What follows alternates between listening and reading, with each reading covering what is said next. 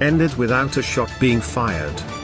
But it underscored growing tension between the United States and Iran since the election of Trump, who has condemned the 2015 nuclear deal that his predecessor Barack Obama and leaders of 5 other world powers struck with Tehran and labeled the Islamic Republic the #1 terrorist state.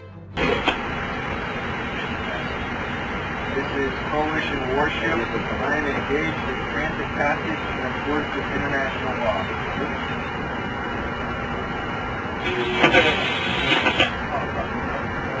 This is coalition warship. I am engaged in transit passage in accordance with international law. I intend no harm. Over.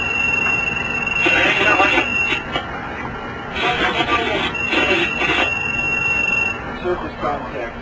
Yeah, record. Inbound unidentified small surface contact. 270 approaching 2 miles from coalition warships. You're approaching coalition warship operating in international waters. Request you establish communication, identify yourself, and state your intentions. Over.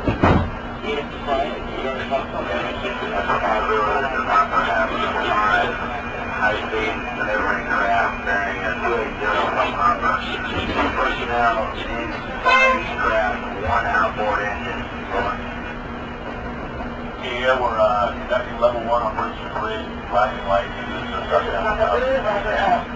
5 unidentified small surface contact inbound coalition warship. You are approaching coalition warship operating in international waters. Request you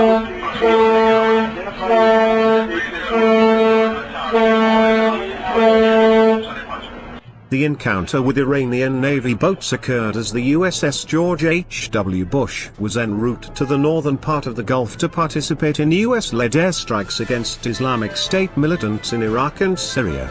What I don't like about that is Iranian boats, were in the middle of international transit waters, while we had a right to be there as we were exercising freedom of navigation on our way into the Arabian Gulf. Rear Admiral Kenneth Whitesell, commander of the Carrier Strike Group 2, told journalists aboard the aircraft carrier.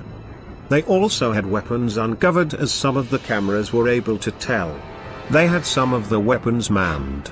We also have aerial data that they were arming all of these weapons. Whitesell said Iran's position was that the US-led flotilla, which included a Danish frigate and a French destroyer, had breached its territorial waters, which he denied. There was no immediate comment from Tehran. In another incident, Iran's Revolutionary Guards said a US Navy ship changed course toward Iranian vessels in the Strait of Hormuz on March 4 and accused Washington of unprofessional actions that can have irreversible consequences. A US official told Reuters on March 6 that multiple fast attack vessels from the Revolutionary Guards had come within 600 yards, 550 meters, of the USNS Invincible, a tracking ship, forcing it to change direction. Years of mutual animosity eased when Washington lifted sanctions on Tehran last year after the deal to curb Iran's nuclear ambitions. But strong differences remain over Iran's ballistic missile program and conflicts in Syria and Iraq.